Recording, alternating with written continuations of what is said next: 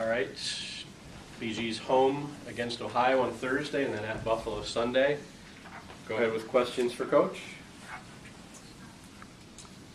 You said after Saturday's game that shooting drills would be a priority, and exactly what kind of things would you be doing? I mean, you don't have to go real precise, but some of the things you think they need to do to improve their shooting and what you're going to do to try to help them do that. We only shot a lot today, and we just spent 10 or 15 more minutes to end practice shooting foul shots. But certainly, strategic-wise, we just talk about better execution, our timing. But we have terminology in our program called ready shooters, and that we believe a good shooter is prepared before they even receive the ball. So between hands and footwork, and there's a lot of really, really good shooters at the collegiate level that can make open shots. It's the player that learns how to get their shot off a little bit quicker and prepare a little bit better to be able to score while they're being guarded are the people that really end up being terrific shooters. So we continue to preach about that early preparation in being a good shooter and balance and footwork. And with a young team, with your young players in your program at times, you can tell that they're off balance, and their form and their stance is different every time. So they lack that consistency. So preaching consistency and preaching early preparation to be a good shooter. You're convinced this can't be a good shooting team? I believe that it's twofold. I think we can shoot the ball better than we are, and I think the coaching staff continue to find ways to put people in position to be successful. But I do believe we're certainly capable of shooting better than we have within the confines of a game and the defenses that they're bringing at us. I think we can be better, and certainly that the whole execution goes into that. Better screening, better passing, but also all that goes into being a good shooter. Having said that, when you're standing 15 feet away from the basket by yourself, that's a different animal. How do you address it more mentally than form-wise and physically with them? We talk about routine, we talk about confidence, and how you build confidence is getting in there and shooting. And there's some teams that we've had to shoot very, very little, 3 throws in practice, and it didn't hurt us. This is a team that I believe you have to shoot more foul shots throughout practice with, and that I have to make that adjustment. We've received so many phone calls after last year leading the nation on how were you such good foul shooting coaches. And we chuckled behind the scenes because we could go days without shooting one foul shot in practice. You just had great shooters and you knew they were finding time to shoot on their own. This team is not as talented at the foul line, and as a coaching staff and by my charge, we have to get more foul shots in practice than we have over the last few years, and we started that adjustment today. I thought the answer to the question would be Lauren perhaps and Tracy Ponder. Well, recruiting helps foul shooting, that's for sure. At the start of the year, I don't think too many people thought this team had a shot at winning the MAC championship. Do you feel like you've gotten to that point where you're in that equation now? You really can make it happen? Well, we're excited, that we've won 12 out of 13, and in the last 14 games have put ourselves in position to win.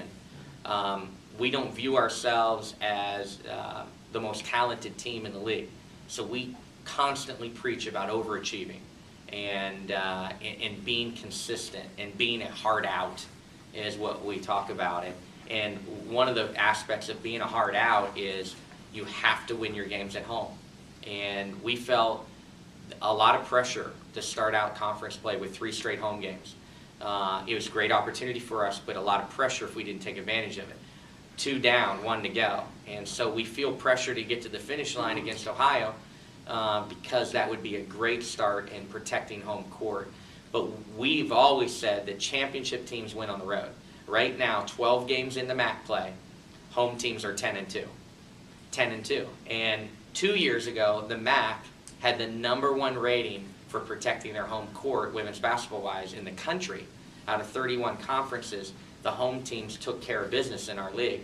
And with a 10-2 start, once again it shows The league has parity, but it is really, really hard to win on the road, and it's a bonus when you can find a road win, and championship teams will win on the road. And so we've got to first, before we, again, preach that whole aspect with this team, we know we got to try to take advantage of winning our home games, and that starts on Thursday night. What do you see with Ohio when you look at that? Ohio is interesting, and it's all about matchups. Matchups are a funny thing. You can throw records out the window with certain teams. You just have tough matchups. And one of the things that OU brings to the table is multiple kids from top to bottom on their roster that can really dribble penetrate you. And we've always been a team defensive team. We're not great individual one-on-one defenders. And if they have the proper spacing and they put players to be in position to be successful, we'll be challenged by their dribble penetration. So we're excited about 3 days of prep. It's an unusual week for us to have 3 days of prep for a MAC game. And we've worked really, really hard on how to defend their dribble penetration. But certainly, that is a concern of ours because they can play very small lineups. Tanisha Benson is a fifth-year senior and a Big East transfer who's Ohio's arguably their best player, and she's frankly a two-guard, and at times against us Thursday night she'll play the four. And so you have a Big East former two-guard playing in the MAC conference as a four, that poses lots of issues, and she's not the only one. I can go down a litany of players on their roster that can dribble penetrate us. At the defensive end, OU's gonna show us a lot of different defenses, but more than any this year, they're gonna press us and trap us. And we anticipate being trapped on the ball screens. We anticipate using different type of full court presses. So they're a team that has turned over teams 20 or more times a large percentage of the season. So turnovers and how we handle their full court and half court traps will be a story in the game, I believe. Will you talk a little bit about the work of your new rebounding coach? She seems to have had an impact on this team rebounding-wise. Well, it's interesting. We weren't rebounding the ball. We remained a concern coming into the season, and all of a sudden, 8 or 9 games ago, we started joking around that Kayla Halls is the new rebounding coach, and Kevin is technically the one that yells rebound all day long for 2 straight hours, and we put a face with that and made almost kind of a joke about it, but put Kayla's face behind rebounding. This is your new role, and we found a way to out-rebound opponents 8 straight times, and we just haven't had that as a weapon through the years for us, and I think it's really helped us counteract some nights where we've grinded and we haven't shot the ball as well, that you have players like Lex and Danielle that have a nose for the ball but still have a big wing like Chrissy who can go help you rebound. So pleased, certainly not. I'm still not sold. I'm still not sold that this team's a great rebounding team, but to their credit, they bought into the belief that rebounding is heart, effort, it's a hustle stat, and that if we hustle and work hard and have heart, that we can out-rebound our team, out-rebound our opponents. I would think it is especially difficult to see from this team because you don't really have that true 5, do you? I mean, you don't have that big post player that you say, your job is to go grab it when it doesn't go in. True. Probably, Jill Stein, who right now is 4th post, and Shaniqua Ogle are your true 5s. Well, they're your 4th and 5th post player. Right. So your first 3 looks are true forwards. With, again, Danielle and Lex have been, played around with at the 3 position throughout their careers, are so skilled and talented.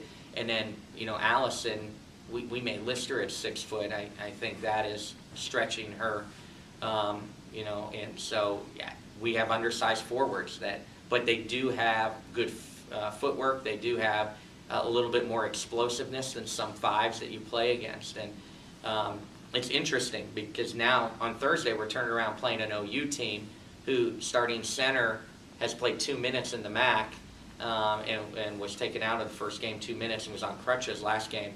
So we don't know her status. Without her, they're going to put 5 kids on the floor, 5'11" or under. So all of a sudden we're a bigger team. And but in the MAC, it's been proven year in and year out. You can play undersized kids and have success, and it might make Ohio, as talented as that center is, it might make them even harder to match up with and guard as they get used to playing with an undersized lineup. Anything else? Okay, thank you, Coach. Thanks.